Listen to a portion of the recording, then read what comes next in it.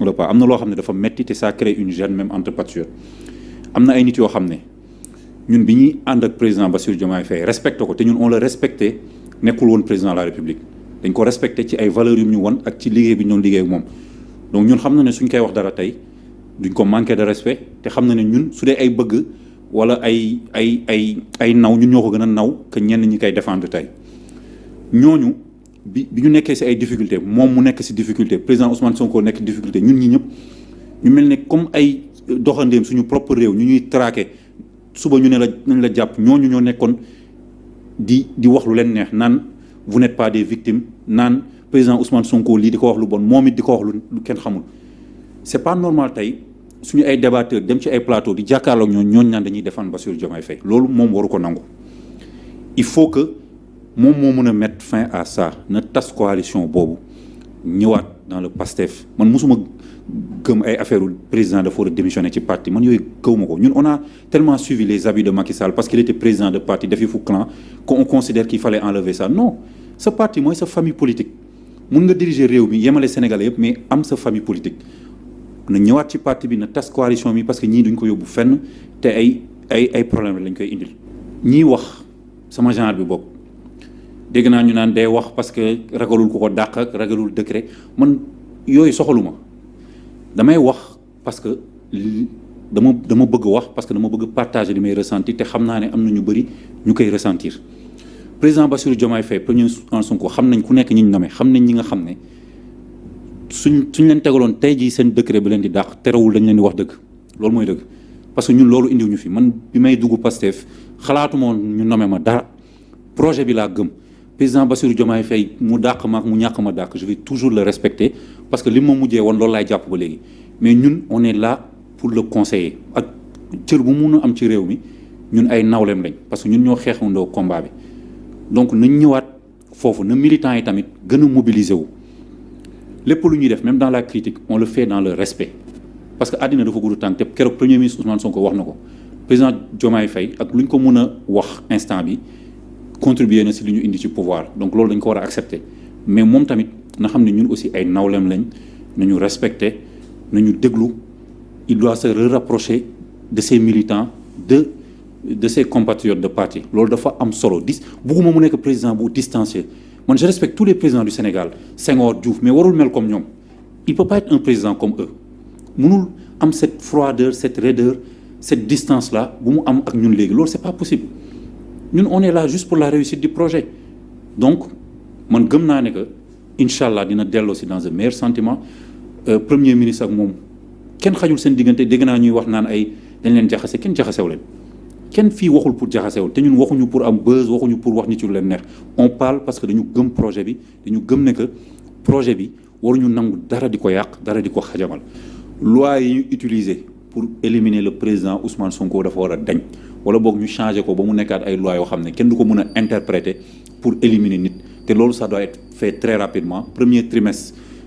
2026 le président de la République wax donc ça veut dire que du génn mois de mars donc su ko gouvernement bi déposé je pense que loolu mooy am te je pense que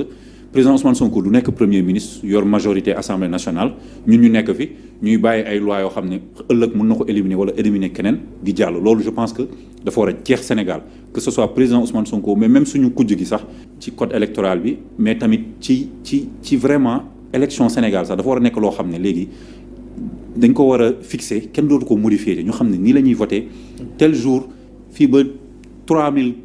ba yàlla suñu borom bi ñu fi bàyyi xam nañ ban jour la Sénégalais yi di voter ñan ñoo war a voter ak naka la ñuy voter ba ay affaire élection kuy bokk ak ku dul bokk loolu féetee ñu ginnaaw. loi yi nar a dugal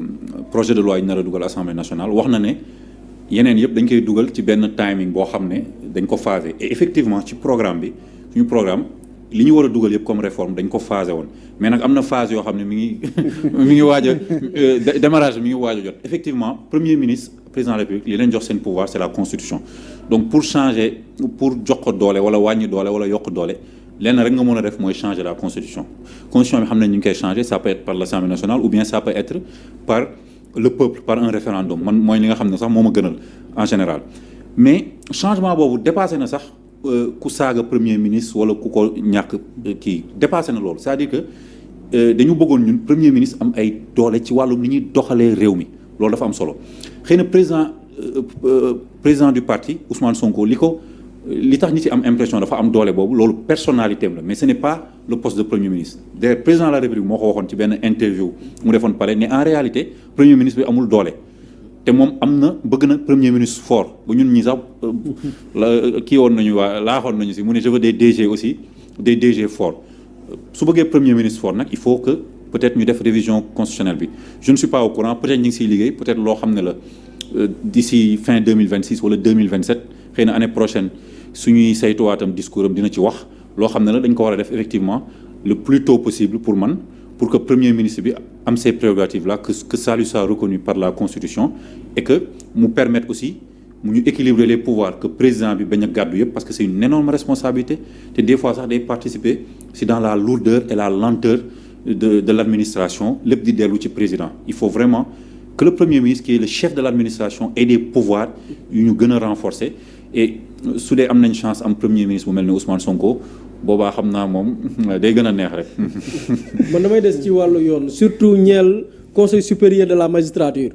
loolu le président daf ci amoon benn posture bi mu ci jëloon mooy yéeneem dëgg mooy génn ci conseil supérieur de la magistrature c'est-à-dire que bañ ci siège même bu fekkee nee na ñenn ci magistrat sa bëgguñu loolu tey ñi ngi annoncé des réformes bokk na ci révision yi ñu war a amal lan mooy sa xalaat par rapport ak tey cette posture entre le président am benn tëddee njaaxanaay boo xam ni loxoom du dugg ca la nga xam ne mooy bànqaasu yoon yi wala boog kàngamu yoon yi wala da nga jàpp ne la gën mooy mu des ci amal les réformes profondes yi nga xam ne diggé woon nañ ko. waaw biñ effectivement position boobu la jëloon te neewoon na dina joxe décision am xam naa on va pas tarder à le savoir man position personnelle bi ma am man yaakaar naa si projet Pastef yi divergence yi ma gën a am ak projet bi yi nga xam ne d'accord moo ci tuuti lu ci bëri si wàllum justice loolu man indépendance de la justice moo boobu pour man on l'utilise abusivement lan mooy indépendance de la justice dafa am ay pàcc dafa am lu ñu naan par exemple le procureur nga xam ne day poursuivre procureur man gëw ma ne par exemple dafa war am indépendance parce que su amee indépendance il y a un problème démocratique qui se pose par exemple ay candidats dañuy dem élection ñu voteel kenn kooku ne man soo leen ma votelee politique pénale bii laay def par exemple kuy tox yamba je vais être sévère contre lui léegi kooku falu ngeen ne ko procureur bi war a doxal politique pénale kooku day indépendant loolu c'est antidémocratique donc le procureur il doit dépendre du ministre de la justice qui dépend du premier ministre qui dépend du président de la République politique pénale bi la war a appliquer c'est-à-dire li mu warul def mooy ñu ne ko demal jàpp buri parce que neexuma loolu waru ko def mais suñ ko ne buri su fekkee dañ ko jàpp ak yamba il faut être sévère contre lui moom dafa war a requérir lu sévère donc foofu amul indépendance le problème se situe au niveau des magistrats ñi nekk siège ñiy toog les magistrats assis ñiy juger ñiy atte ñooñu seen indépendance dafa am solo mais ban façon indépendance la c'est l'indépendance d'esprit déjà da nga war a nekk juge boo xam ne yow sa décision sa conviction lay nekk kenn du la ci mën a manipuler indépendance peut-être du ma ko woowee indépendance financière mais en tout cas ñu kii la ba doo nekk ci yenn yi daal même si man je pense que juge vocation la que suñ la dul woon fay dara sax waroo def si yenn yi mais ñu jox la loolu ba pare nag y a le principe par exemple d'inamovibilité nga xam ne kenn mënu la changer pousse la fii parce que juge nga donc indépendance boobu c'est garanti je me souviens bi ma nekkee xale Abdoulaye da doon wax je veux donner l'indépendance à la justice mais juge yi ñoo bëggul indépendant man par exemple je suis contre président de la République di génn conseil supérieur de la magistrature mais pas pour les mêmes raisons peut-être que juge yi peut-être que ñoom dañu bëgg am toujours ce lien avec le président là pour que voilà yenn yi di mun a am alors que man du loolu man je considère que la justice c'est l'un des premiers services publics te population yi ñun on a un suffrage universel direct on élit un président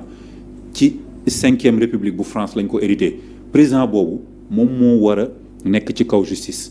on ne doit pas créer une république des juges où les juges font ce qu'ils veulent loo waru am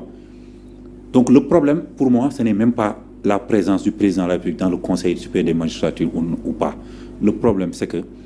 dañu war a raxas justice bi mettre des gens yoo xam ne jub nañ y a des enquêtes qui sont faites et sanctionner quand un juge fait quelque chose qu'il ne doit pas faire dañ ko war a sanctionner il faut pas que les juges se sentent au-dessus des citoyens benn jour gis naa ci télévision publique benn magistrat bu doon ñëw di wax mais da nga doon sentir une certaine arrogance comme si ils étaient au-dessus des lois alors que c'est pas le cas les juges on doit les respecter parce que man su ma amee problème ñoom laa yaakaar ñu jox ma dëgg mais ils doivent déjà dañu war a xam ne c'est des citoyens qui doivent être jugés comme tout le monde ku si def loo warul def ñu sanctionné la et président loolu daf ci war a am ay premier ministre daf ci war a am ay ministre de la justice daf ci war a am bët loolu man en tout cas loolu laa gëm indépendance justice bi ñuy wax noonu man je crois pas du tout à ça.